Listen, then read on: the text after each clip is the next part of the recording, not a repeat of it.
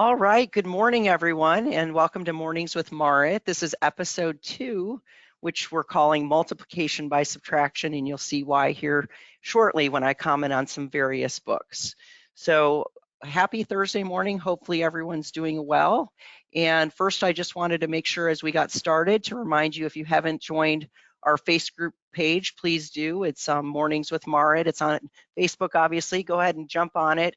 This is where we're trying to create some conversations and be more aware of what people are focusing on and some of your successes in your action items as well. So the last episode that we did was called Sphere of Influence, as you might remember. And Sphere of Influence really dealt with making sure that you are paying attention to and having a good strategy in place for your relationships that you have out there. What I do recommend is if you have a chance to get on the Facebook page and add some of your stories, that'd be great. Some of you have commented, I haven't started yet.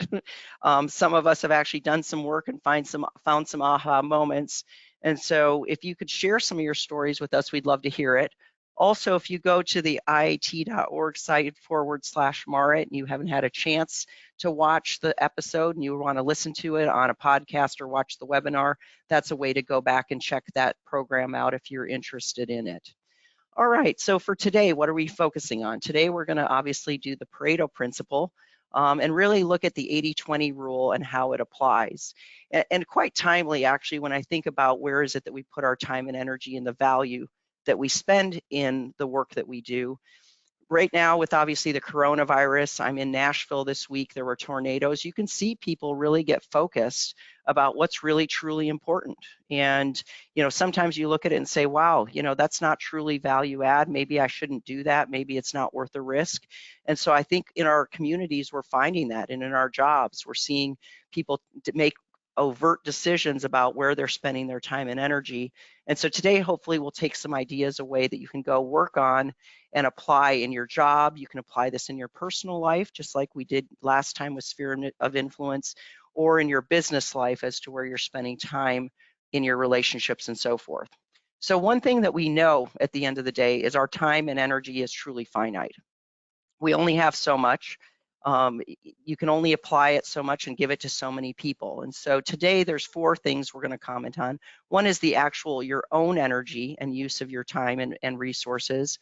We're also going to talk about your time with your employees. And then we'll also talk about an 80-20 rule when it relates to your employees as well, and your relationships with your clients as well. So those are the component parts we're going to cover. We're going to cover some things pretty quickly. So part of it is to intrigue some interest, ask some questions. If you're not familiar with some of the topics that we're covered with, we do more in-depth programming here as well. So you're welcome to ask the questions later on or get on the Facebook and join the conversation. So if anybody knows me at all, they know I have to talk about Kolbe, or it just is not a full day in the life of Marit Peters. So here we go. Many of you have done Kolbe with me. As you know, I've been a Kolbe certified consultant for 15 or 16 years. We probably run 500 or 600 Kolbes a year through this office. And so many of you who are on the call, we actually have your results, and so you know what I'm talking about. Others of you, this may be the first time you think about it or see it. But we do have this part of our mind that's called cognitive. We have 3 parts of our mind. One is our cognitive skills. It's what we can or can't do. Then we have our affective part of our mind, which is really about your personality, your drive, your interests, your motivations. And then you have this 3rd part, which is really your natural instincts and your drive and striving and your energy for dealing with and problem solving. And we all have a finite amount of it. And what we know with the axioms of truth within Kolbe is that it needs to be rejuvenated, and we do run out of it, and it takes time to relax in order to replenish it to a certain degree. Now, the amount of energy that you have and how long it sustains certainly helps with how often you're able to work within what we call your MO, or your natural instincts, your mode of operation, versus working against your grain. So one of the things we do with Kolbe is, first of all, we make sure we understand what someone's Kolbe is, their MO, and we try and fit them into jobs that most naturally suit them so that they have a higher possibility of energy and sustainability. And it's actually an extremely predictive model of how long somebody will sustain in their jobs. So for instance, somebody's Kolbe result here, This MO is called an innovator, somebody who's driving change, sense of urgency, doesn't necessarily use a lot of information, certainly isn't putting a lot of energy in planning, but is very abstract in nature. And this is how this person operates. This is my Kolbe, I think, but who knows, we'll see. The reality is we look at this and we say, all right, well, what does your job look like, Marit? Well, I took a Kolbe B a couple years ago to see where I was spending my energy. And actually it was a nice fit, very similar to how I naturally was suited.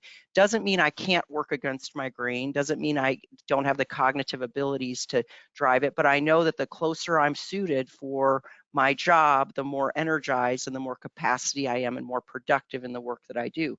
So I can run these reports called an A to B report, and it would tell me, for instance, hey, look, you're in a job that is an overall level of strain.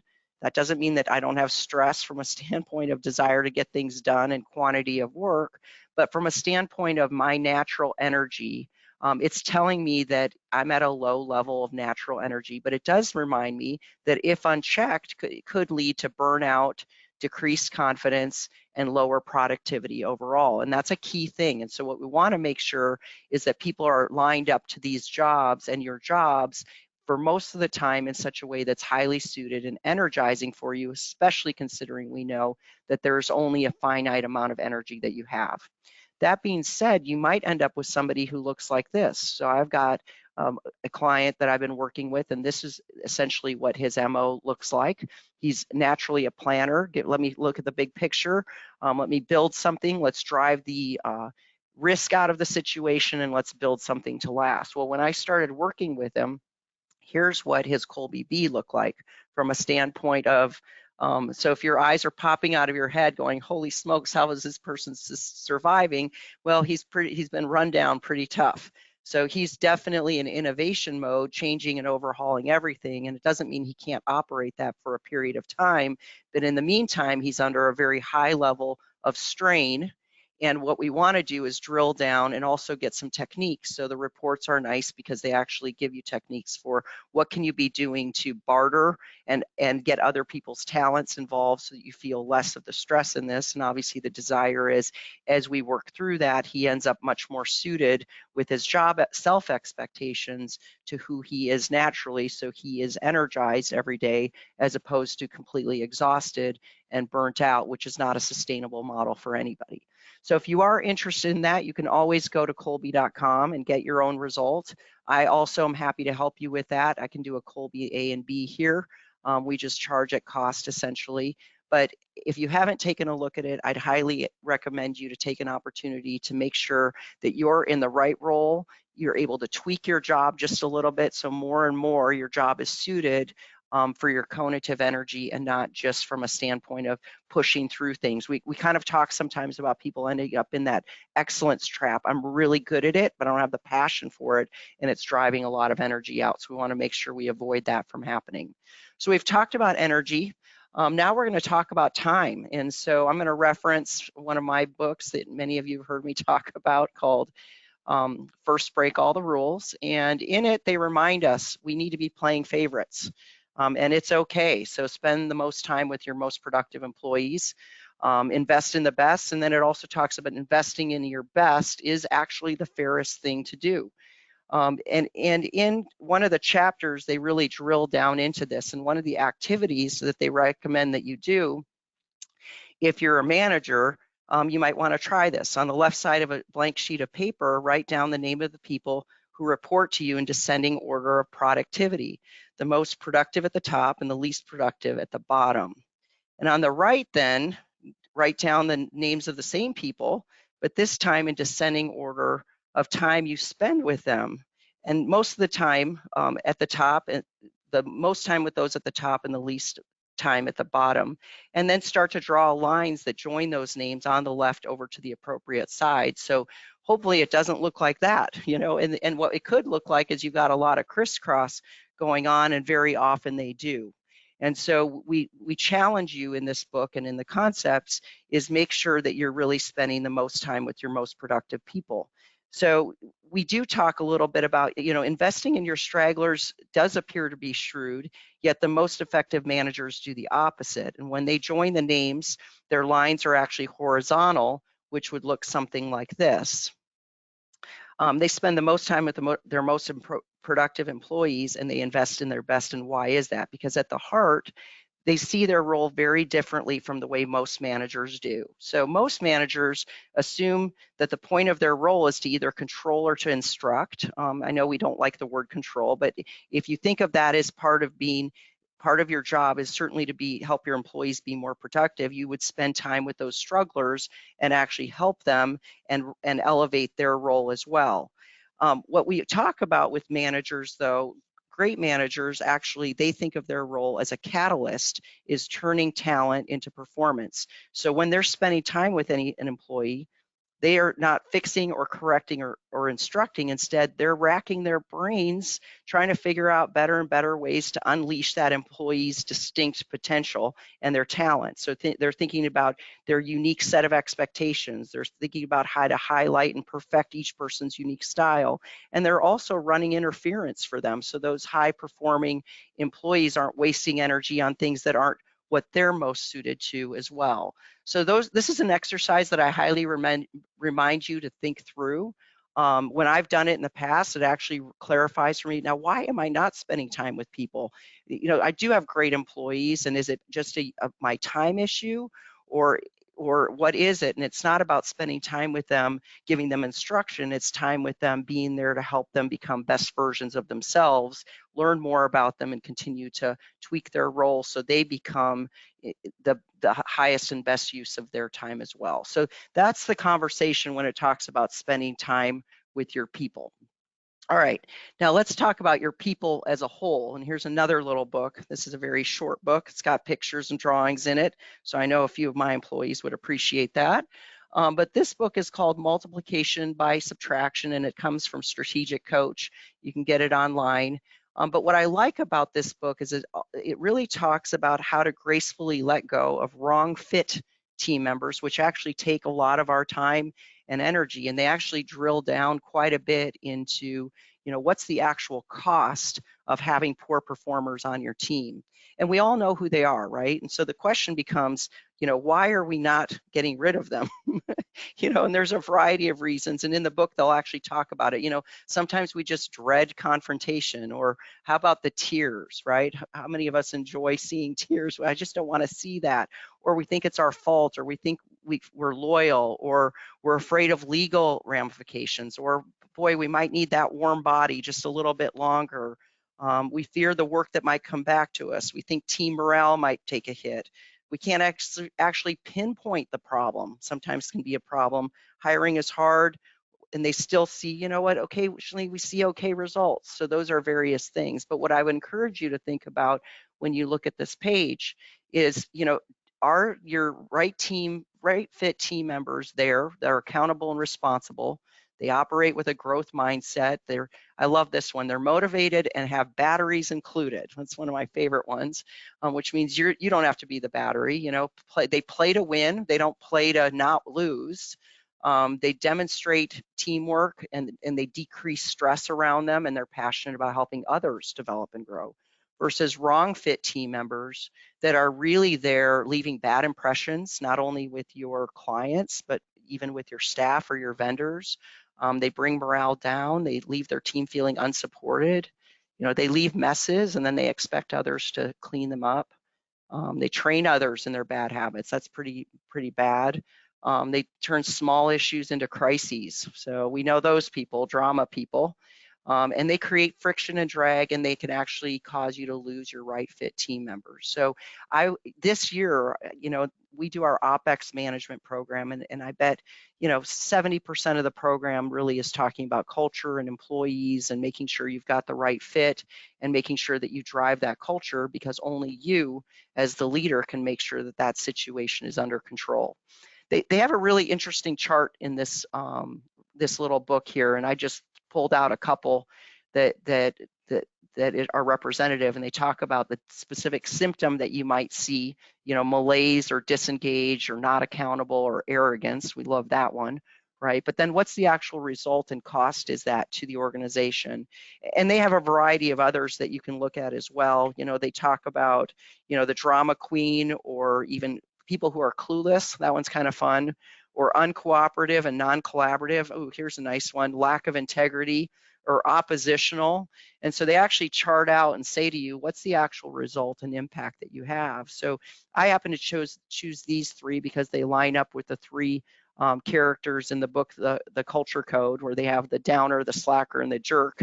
They place them in a room and say, let's see what impact this has on the meeting.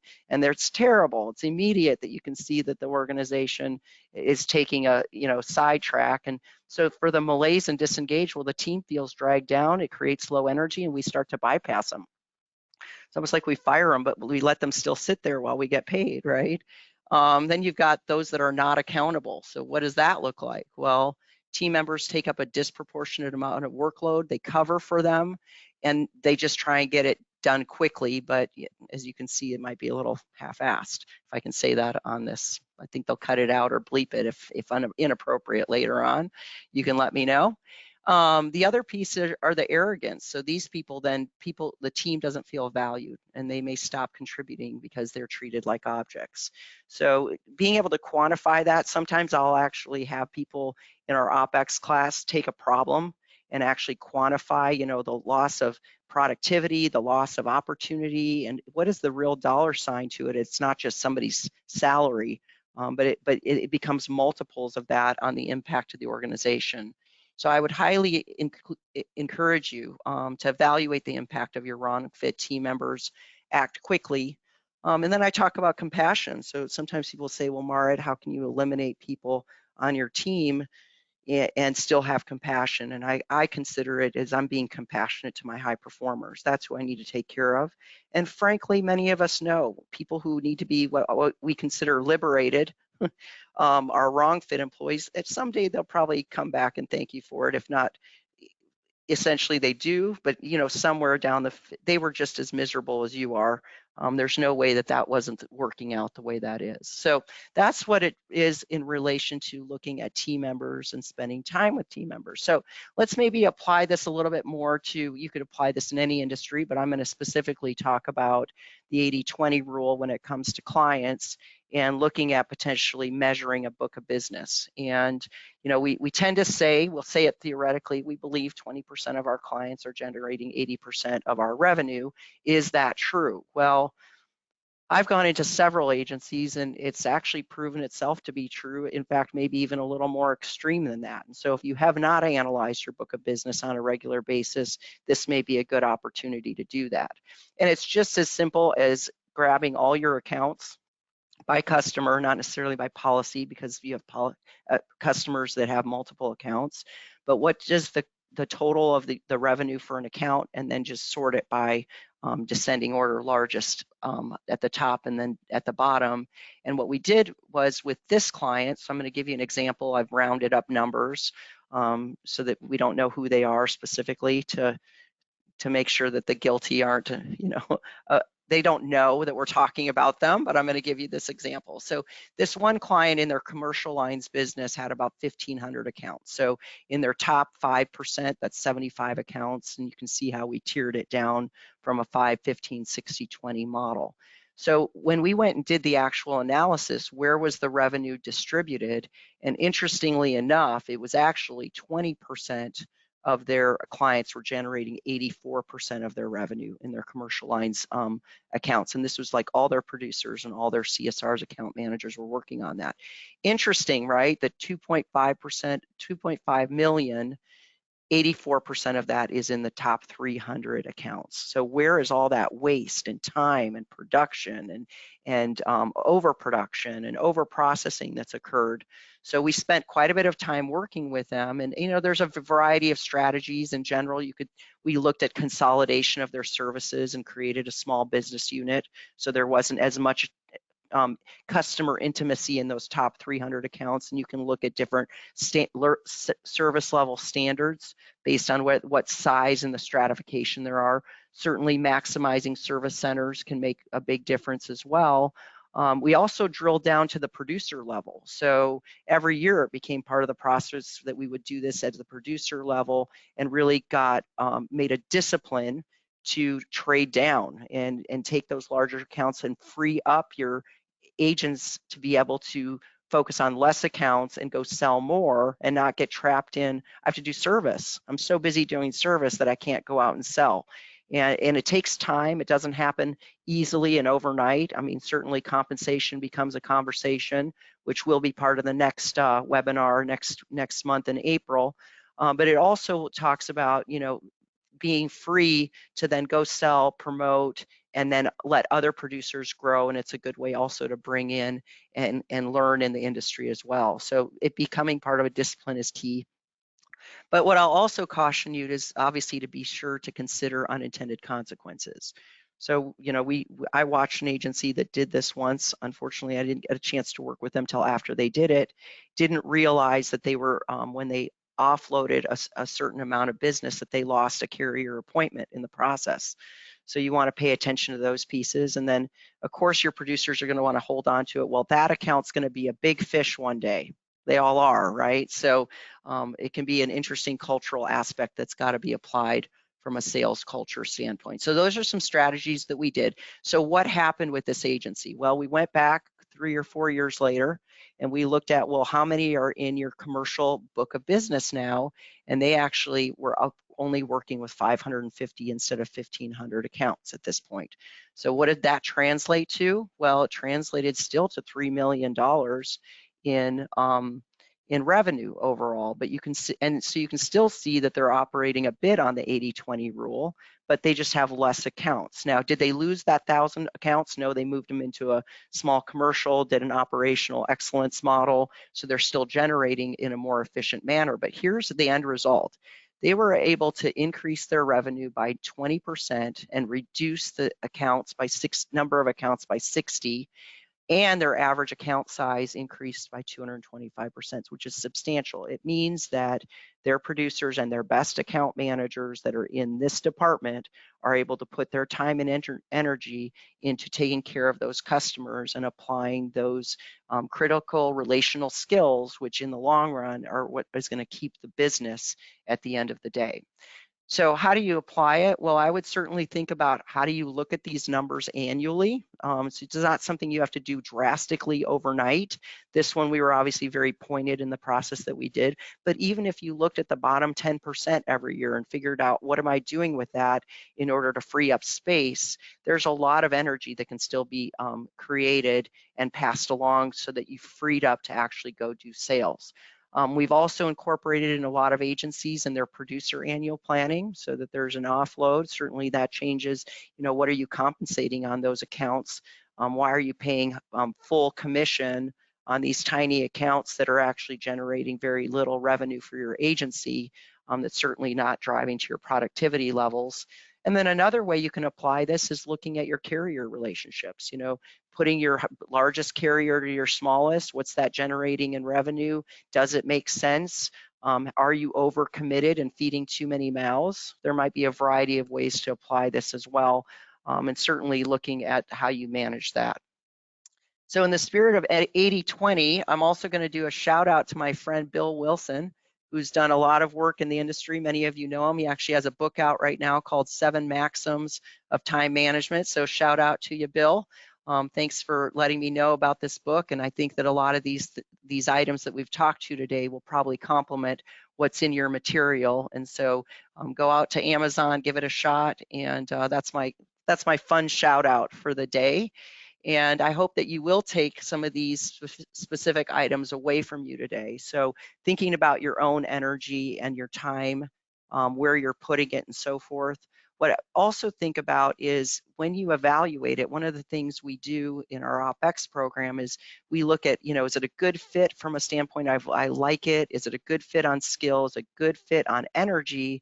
But then flip that around and evaluate overall the total value that function is for your agency or the firm that you work in, because it might be a good fit for you, but it's actually not driving any value. So you also want to look at that from a consideration as well.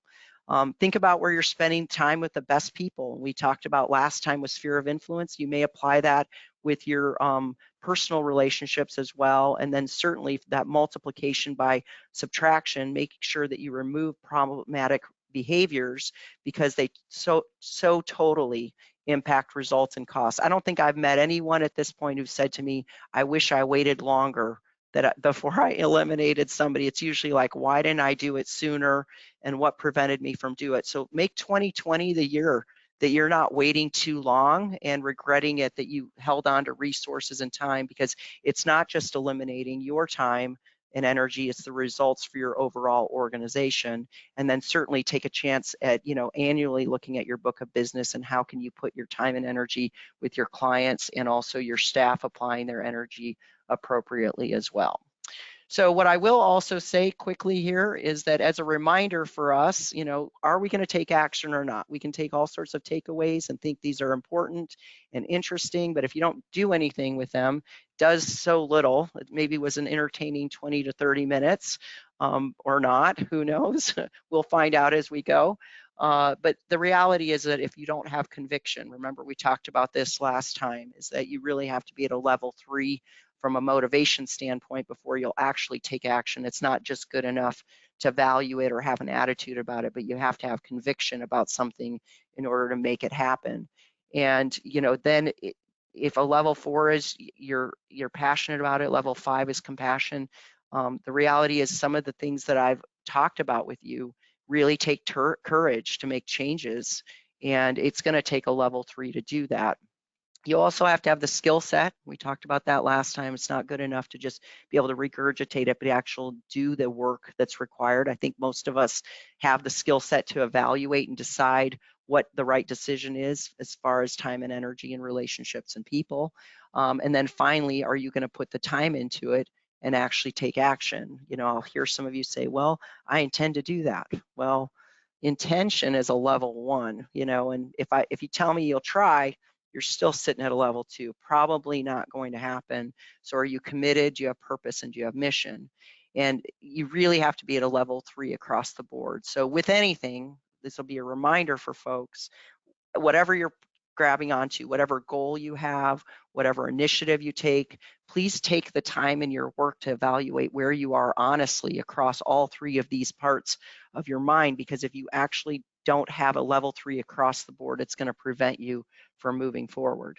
Some of the things we talked about today, whether it's eliminating where you're putting your focus or people or clients, takes courage. And when it gets tough and people complain, it's certainly going to take a level 4 perseverance to work through it. And as a leader, that means not just saying, I'm telling you about it, but actually applying it yourself. So it's definitely don't just talk the talk, but walk the talk. And then as people are struggling, being there to convince them what it is that's best and help them in their decision making. So that wraps up today's session. What next time we're going to talk about is, your employees are professional athletes, and have you thought about them like that before? And so we're going to take that concept in April and really work through it. I hope you'll join us for that, because we're also going to talk about compensation. And is that something that you know whether you're in the right place or not? Are you competitive? And do you have a comprehensive compensation plan and strategy for your firm or your agency? But we're really going to push you to say, let's take a look at our employees, and are we considering them professional athletes? Geez, we're paying them. We pay them to show up every day. Do we know what their stats are? Do we know what the expectations are? And are they working together smoothly? And then are we rewarding them the way that we should be? So if you want to register it, you can go to www.iit.org. You can see that /Marit. Those classes will be available to register for both April and May. And in May, we're actually going to tackle the book Fierce Conversations based on some of your requests and what you're looking for from a standpoint of learning about that. Because guess what? The things we've talked about, whether it's sphere of influence or compensation, or whether it is time and energy and your 80-20 rule, it will take the courage to go have those fierce conversations where needed. All right. So with that, I'm just going to encourage you, if you haven't been on our Facebook page, please join us on that. Come on, join the party, join the conversation, and that's where I'll be in touch with you. And thank you once again for listening. The next episode is April 9th. And like I mentioned, it's about considering your employees professional athletes. And everybody have a great day. Stay safe, stay healthy, and stay in touch.